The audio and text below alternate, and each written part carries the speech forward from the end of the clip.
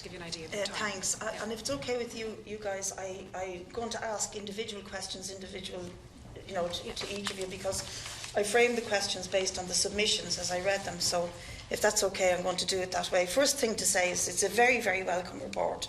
I think it has utterly transformed the narrative around climate change and what needs to be done. And it was very interesting that it was followed quickly with the Living Planet report from the World Wildlife Foundation, which kind of backed up everything that you were saying in terms of the urgency and what is required to get us out of what could be a catastrophic extinction event as well as catastrophic climate change. But I want to ask you, you probably find this an odd question. The language in your report, I think, is really good because it talks about a rapid, unprecedented transition. Now, for that means that there has to be and you went through the list, there has to be changes on an unprecedented scale in energy, in land, in urban, in infrastructure, industrial systems. Do you think that would also require unprecedented change in political systems? Because you may not want to comment on that, but we sat here last week with the Finance Department and the Department of Public Expenditure, and one of the recommendations of the Citizens' Assembly is to establish an overarching independent body that would have legislative backup to make sure that the recommendations that we come up with are implemented. And you want to hear the resistance from the Department of Finance that, oh no, that wouldn't work, we completely disagree with that. So are we talking about almost like a revolution to happen before we actually implement what's required in order to keep us out of that sort of trouble? And I'm addressing that question to yourself, Valerie, and I hope you don't mind me using the first names because they're easier than the second names. The second question I'd like to ask you is, would you agree that market mechanisms that were brought about as a result of the Paris Convention, etc., like offsetting, carbon trading, carbon taxes, etc., have failed? They failed to stop this in its tracks, and that because it's the market itself which is the biggest producer of emissions in the world, the way we produce industrially and agriculturally, the way we make our profits, the way we do our market trading is the biggest I suppose, contributor to global warming. Would you agree that market mechanisms has failed and we have to be looking at the sort of recommendations that you guys are making?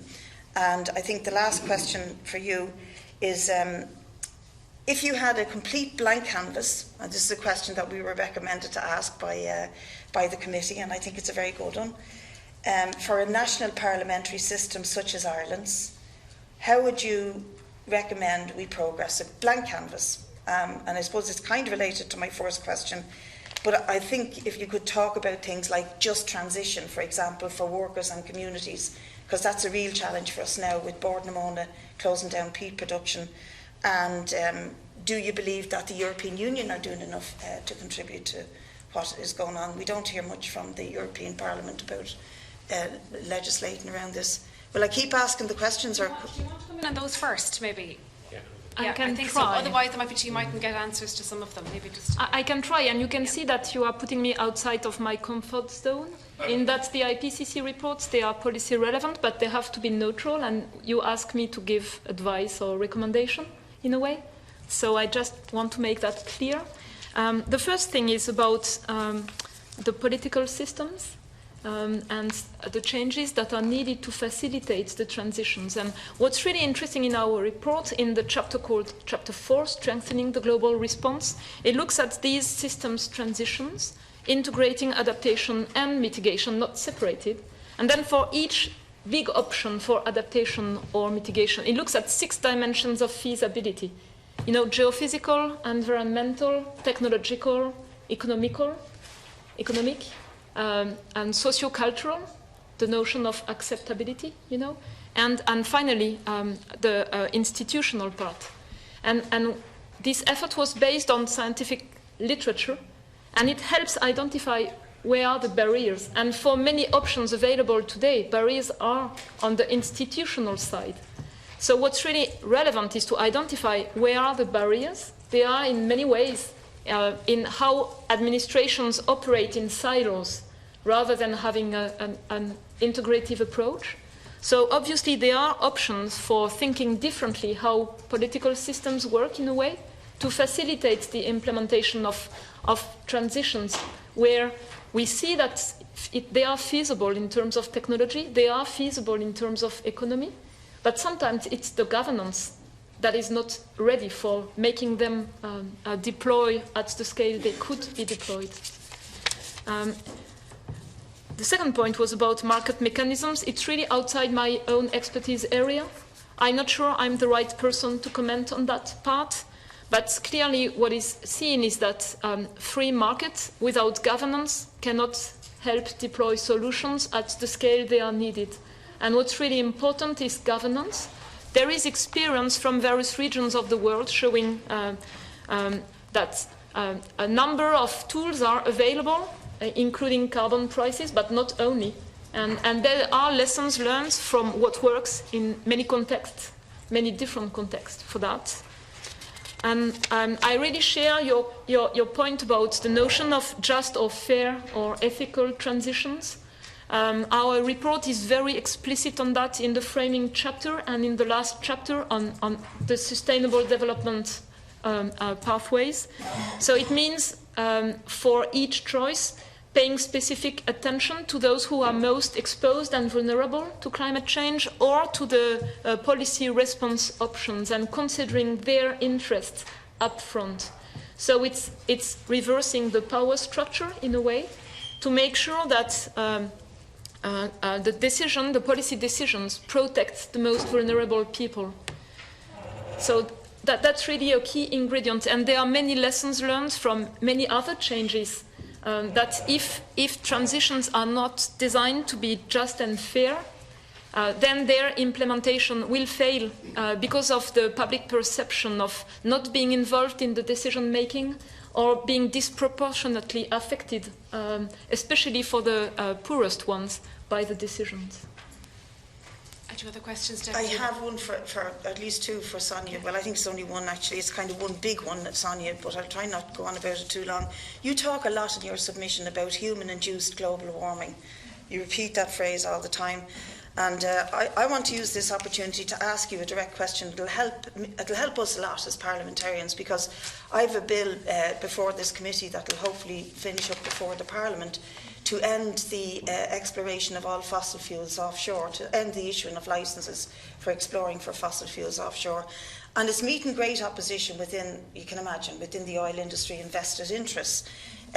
So quite recently there's an oil, I suppose in Irish terms it wouldn't really be a tycoon as compared to Iraq or Saudi Arabia. We don't have much big oil fields, but one who heads up Providence Resources, called Tony O'Reilly, quite recently accused the bill of being short-sighted and making absolutely no sense, and that will force Ireland to turn its back on its own hydrocarbon potential. And then today I see this all over Twitter, a website for business people called Proactive Investors that says Ireland's great opportunity is now closer than ever as new drilling comes into view. And when you drill down into it, what they're proposing is a partnership with China to explore for more and more oil off the Irish coast. So I'd like you to comment, do you think it's wise for a country like Ireland on a national and a global scale to ban the exploration for further fossil fuel, given that we would, if we managed to do it, be the 5th country, including France, I think, to so declare a ban on issuing of further licences? Because you all finish up your presentations by saying it's not just a local responsibility, it's a global responsibility. And though we may not be very oil rich, it would be part of a global effort to deal with a very serious crisis. I would just like to get your opinion on that, because I'm pretty annoyed with the business class and the way they're responding to this bill. Yeah, no, it's a good point. Maybe like Valérie, I mean, again, from IPCC, we're supposed to be policy relevant and not policy prescriptive. But on the other hand, I mean, obviously, since the main issue is the CO2 in the atmosphere. So the first point is basically we have to make any efforts not to add additional CO2. So obviously, going into oil exploration is not a solution. I mean, obviously, and to this, yeah, I mean, I guess that totally makes sense. We know we have to have this energy transition, And so I would say, yeah, certainly it makes sense for Ireland, like other countries, not basically to turn away from those sources of fossil fuels. So, yeah, I guess, I mean, from this point of view, because, you know, any additional CO2 that is emitted is going to contribute, you know, more to the problem. Yeah. Thanks very much. I will quote you. Pierre, my last question to you, please, because you talked a lot about food production and diet. And I'm fascinated by this subject. I think it's one of the biggest challenges we face. And the examination or the look you gave to the Irish agricultural sector, which is all about growing more cows for both beef and dairy production, exporting them, and interestingly to countries who traditionally never ate beef or dairy, places like the Middle East and China. And we have an organisation called On Board BIA, which is basically the food, the governmental board for food. The CEO recently boasted how they went over to China and had a great time promoting the consumption of dairy products. Now, to me, that's obscene, particularly in a world that climate change is happening, that we would be promoting what I think health-wise and all shows is not necessarily the best way for human consumption to go, to be eating more and more dairy and more meat. And I would like to know how you see the role of the CAP, the Common Agricultural Policy, in either intervening or having a discourse with the Irish agricultural sector about how they do their business and what is needed to have joined up thinking in our government, that the government would say to the agricultural sector, stop growing more cows and stop producing food in the way that you're heading. Is there sort of a policy area that you've looked at that might help to intervene and do something about this? Well, thanks for the question. Right to the point. I will start by the end of the question. What about the CAP? I think we have to keep in mind that the agri-food sector in Europe is the first job provider, one of the first economic sector in terms of GDP creation. I'm not saying I'm for or against, it's a matter of fact, right? So in that context, another aspect has to be kept in mind, coming from DG Trade, is that it is expected that 90% of the growth in agro-food exports will come from third countries.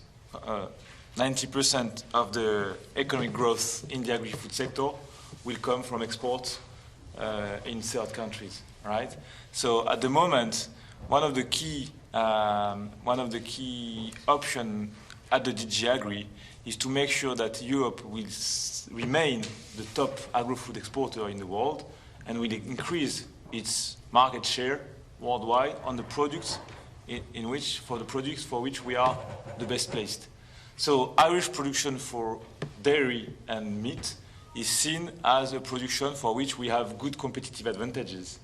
So I don't see at the moment political will to say that we're going to stop this. On the contrary, we are going to say that, we are able to produce dairy products and meat in Ireland, which is pretty much climate efficient. So that will be the best option to make sure that this is these products that are consumed worldwide rather than other products that will be less carbon efficient. That's basically the narrative. Now, back to the 1.5 report. And where are the links, if any? Of course, we are talking all the time about the demand and the need to change the demand and so on. So I don't know the situation in China, in India, and so on. But we've been working at the European level in different countries. And it's clear that the way in which dairy consumption has evolved has been pretty much driven by the supply. So the fact that French, for example, French people, and I guess in other countries the same, now consume 400 grams a day of dairy products is at least partly the result of a deliberative strategy from the part of processors and farmers who saw that for the production to be sold on the market, we needed French people to eat more dairy products, right? So my point here is to say that if we have been able to drive people towards more dairy product consumption. We shall be able to drive them towards less dairy product consumption. So now who is going to do that, and on what basis? What we foresee at the moment is that sorry.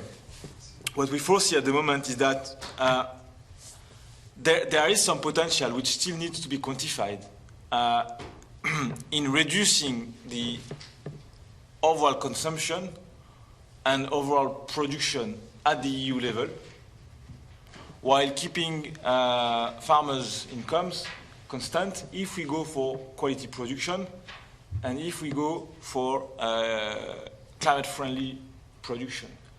Just to give an example of what I'm talking about, at the moment, the share of food in total household budget has just been declining up to something like, down to something like 10% of the annual household budget. So there is room for improvement. It's possible to go back up to something like 15 or 18%. And to add on that, on an organic farm of 300 hectares in arable crops in some areas, I'm talking about France at the moment, you can have up to 7 persons full-time employed, seven full-time jobs. Whereas on the same area in conventional farming, you're going to have only one. So not saying that organic farming is necessarily better for the climate. That will depend upon the specific practices that are implemented at the farm level. And we have to be cautious not to equate organic farming with climate-friendly. That's a very, very sensitive topic. I'm just conscious of, thank you. I'll let you go over time because it's an important issue and it's probably going to be raised again by other members here. And I know that Professor Masson-Delmotte, you wanted to come in as well briefly on that, and then I'm going to go to Deputy Lahart. Yeah, very briefly. So the IPCC is also preparing a special report on climate change and land. It will be released next August. It's currently under expert and government review. And it includes aspects related to food systems, food and nutrition, including the mitigation potential of healthy diets. And there are multiple types of healthy diets with various environmental co-benefits, including for climate, but also biodiversity preservation. And my remark on that is that it's deeply related not just to local, national aspects, but to global trade. And there's a key issue in addressing climate policies within trade systems. Thank you. I'm going to go to Deputy Lahart. Thank you. And I'll indicate after 3 minutes. 3 minutes gone or 3 minutes left?